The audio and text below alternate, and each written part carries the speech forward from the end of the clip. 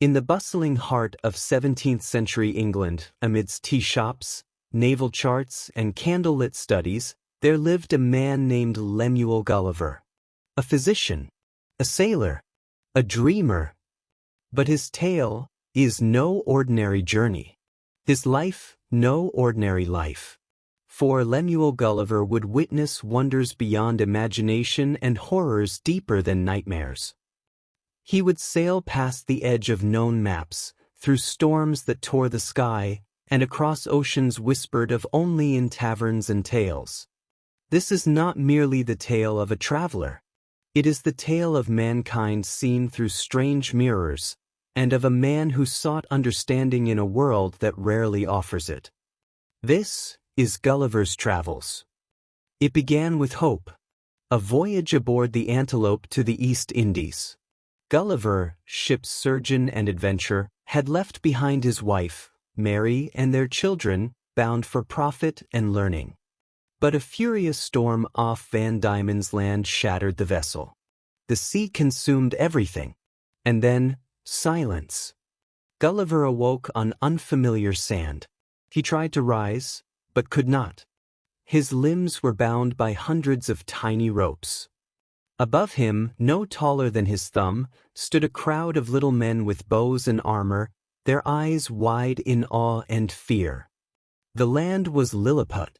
Its people, proud, methodical, and petty.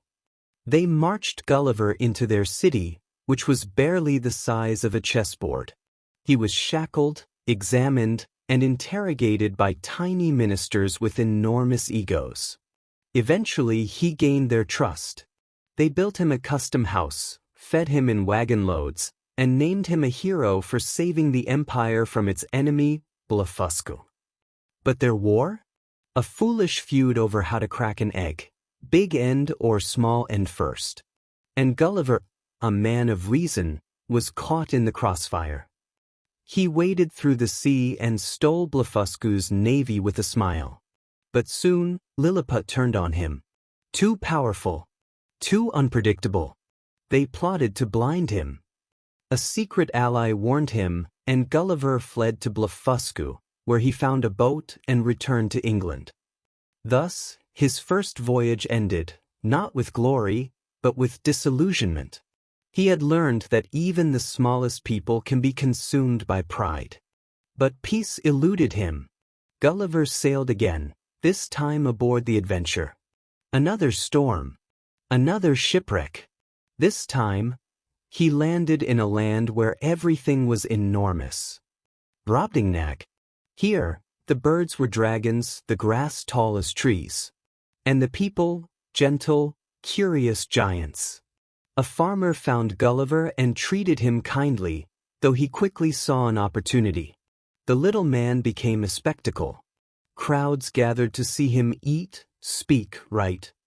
Eventually, the queen purchased Gulliver, and he lived in a palace made for dolls, guarded from cats and bees the size of cows. Yet again he won admiration. He spoke to the King of England's laws, battles, and inventions. But the king was appalled. "What a cruel, petty race must you be," he said, "to turn knowledge into weapons and law into games." For all Gulliver's pride in his homeland, here he was humbled. In Brobdingnag, he learned that size does not dictate strength, but perspective reveals truth. Then one day, while traveling in a box for transport, a bird of prey seized him, mistaking him for food, and dropped him into the sea. He was rescued once more. Now famous and curious, Gulliver embarked yet again. But this time, the skies held marvels. A floating island, Laputa, hovered above him, casting its shadow like a god. Its people were brilliant. Astronomers. Mathematicians. But detached. They were so lost in thought that they needed servants to slap them when addressed. Their minds soared while their society sank. They ruled Balnibarbi below, forcing failed scientific experiments that ruined crops and buildings. Gulliver wandered through the Academy of Lagadu, where professors tried to extract sunlight from cucumbers and turn excrement back into food.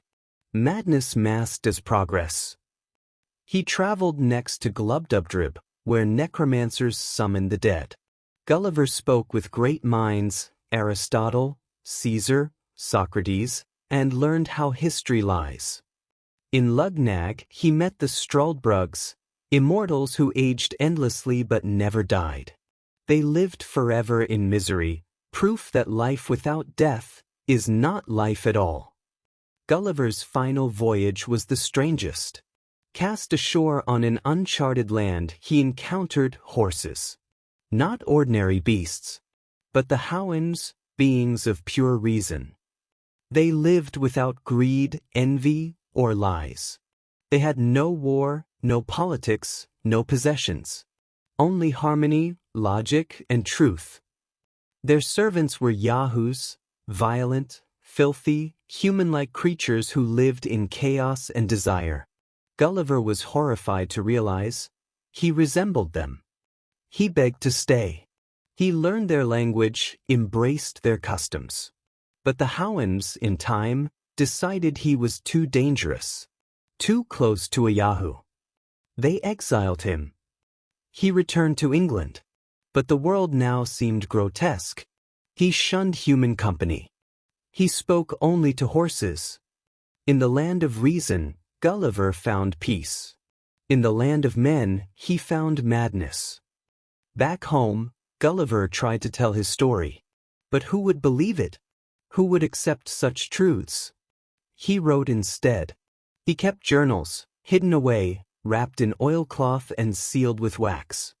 He grew distant from his family, distrustful, disgusted by politics, commerce, and gossip. His only peace was in the stable, speaking with horses. For he had seen the best and worst of existence. And the mirror showed us. And so ends the tale of Lemuel Gulliver. But does it end? For who among us has not sailed strange seas of the mind?